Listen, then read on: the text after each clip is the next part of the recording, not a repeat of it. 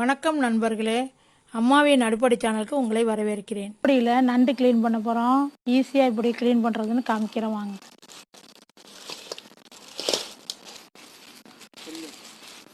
இன்றைக்கி 1 கிலோ நண்டு வாங்கியிருக்கேன். இந்த நண்டை எப்படி க்ளீன் பண்ணுறதுன்னு பார்ப்போம். நம்ம எப்போதும் க்ளீன் பண்ண தெரியாமல் நம்ம கொடுத்து க்ளீன் பண்ணிட்டு வந்துடுவோம். இதை வீட்டில் ஈஸியாக எப்படி க்ளீன் பண்ணுறதுன்னு காமிக்கிறேன்.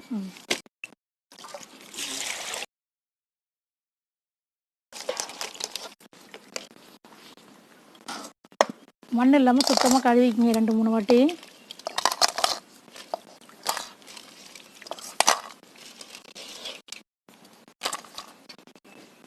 ரெண்டு மூணு வாட்டி கழுவிக்கங்க. அப்புறமும் ஒரு வாட்டி நம்ம உடைச்சிட்டு கழுவணும்.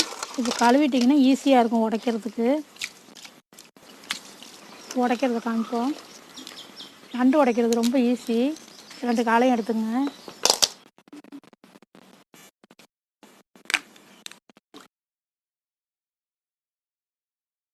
இப்படி புட்டிங்கன்னா இதெல்லாம் எடுத்துடலாம்.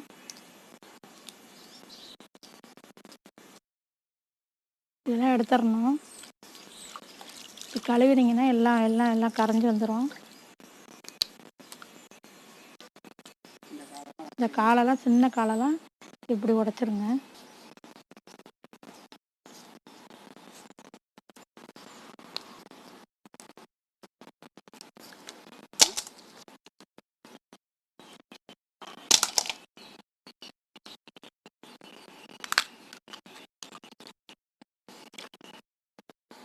இதெல்லாம் சில பேர் எடுக்க மாட்டாங்க.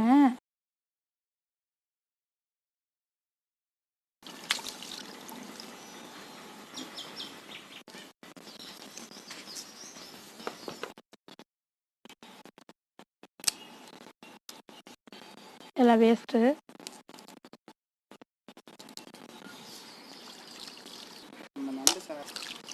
இதெல்லாம் எடுத்து போடுங்க. இதெல்லாம் குழம்புக்கு ரொம்ப வாசனையாக இருக்கும். இதை தூக்கி போட்டுறாதீங்க.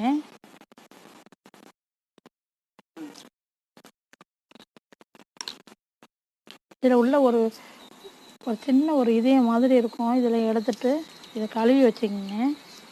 நான் கவிச்சி வாட வரும்.